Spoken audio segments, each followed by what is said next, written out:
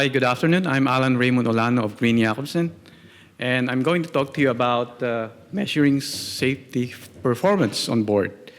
And I'm also going to share with you some data which we have gathered in the last 3 years with all our clients. To start with, we are an international marine safety and HR consultancy. Our expertise, we have some experts when it comes to the deck officers, the engineers, naval architect, anthropologists, ethnologists, or cultural specialists, learning and development specialists, as well as multimedia artists. My first experience with Green Jakobsen was doing a lot of consultancy. And one of the consultancy work that we did or we do is doing the safety maturity assessments to our clients, seafarers, and shipping companies. In the last 4 years, we have been doing about 1,800 interviews to seafarers. On top of that, we also do interviews to their managers. That's approximately about 3,000 hours of interviewing seafarers. That's quite a lot, and it's a unique experience. And with that experience, we get the insight on what's going on board and even the shore management. We have been also involved with numerous safety performance projects around the world, including learning and development projects, safety and leadership on the maritime side, from China, Philippines, India, to South America, and even Europe. Now, my first question is this one. How do we measure safety performance today? Anyone? Every time that I ask this question, I always hear this popular answer, which is probably you would say LTI, right? The lost time incident. The second question then is this. You know this very well, right? We have lagging and leading indicators for safety performance. But where this LTI lies then? Of course, it goes under the lost time incident or the lagging indicator. We have another example of number of medical claims and record of accidents. So if you sum it up, these are the results of the past, right? That's the past. While leading indicators, examples would be safety audits, the number of safety audits that we do or no audits at all. And what about the safety training, the quality and the quantity of trainings and drills we do on board? And even group perception surveys, an example of a leading indicator. Now, my challenge with the lagging indicator is it only indicates the past accident statistics, right? When we see a low injury rate, our tendency is to become complacent. However, there's no guarantee that you have a 0 LTI now, it will be the same tomorrow, right? And it indicates or measures failure. While leading indicator, it's a proactive measure. Lagging is reactive. Proactive is leading. The good thing is it focuses on continuous improvement and it tells you on a regular basis what we do right, as well as what we do not so good.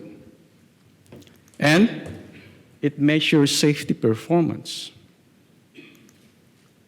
But can we find better ways of measuring safety performance apart from LTI?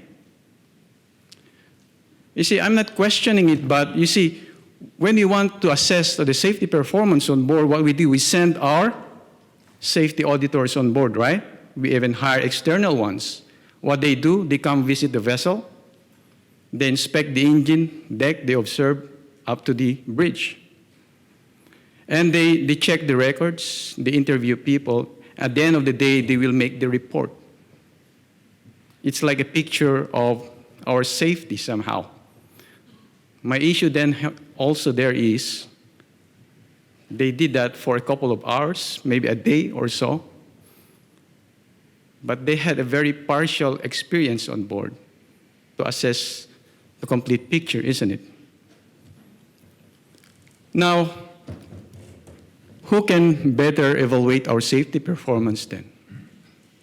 Is it not the crew who does the job 24/7 on board the ship? Isn't it? Why can't we delegate the evaluation to them? I'm not saying that it's wrong to send auditors on board. We still have to do that. But by doing that, it's like assessing from the outside and not from the inside. But if we engage our own men on board who are doing the job, probably we can improve safety culture on board. Now, if we want to improve safety culture on board, we need something that is proactive, and there should be involvement of the crew to better gauge it, isn't it? It's like, for example, if you want to improve your health or you want to live longer, you come to a doctor, and probably the doctor will ask you, okay, how much sleep do you have? You will tell, okay, 5 hours, max 6 every day, sometimes 3 or 4 hours. And then he will ask you, okay, do you have a diet? I eat everything, no worries. Do you drink? Yeah, occasionally, on a daily basis. Do you exercise? Sometimes, sometimes not. And he will keep asking you questions, like, do you smoke? Yes, just 2 packets a day. I'm just joking. But he will keep asking you questions and so forth, right? At the end of his interview, of course, based from your answers, he will tell you, Allan, if you're not going to change your ways the way you're doing right now, you will run into trouble, isn't it? You will have what? Health issues. You might have cardiovascular diseases or diabetes, whatever. So, if you put that scenario on board, if we want to improve our safety culture, what do we need to do? We need something that is proactive. Because if you see the ladder of safety maturity level here, we have to be more proactive. We don't have to wait for an accident to happen before we do something, right? Rather than reactive, like we do somewhat new training, we do new procedures and make new checklists after somebody got hurt. I'm not saying it's wrong, but I think we have to complement it. It's something that is proactive. We do it before an accident will happen. And in fact, we believe that the more that we engage the crew, they more become resilient. Now, in the last 3 years,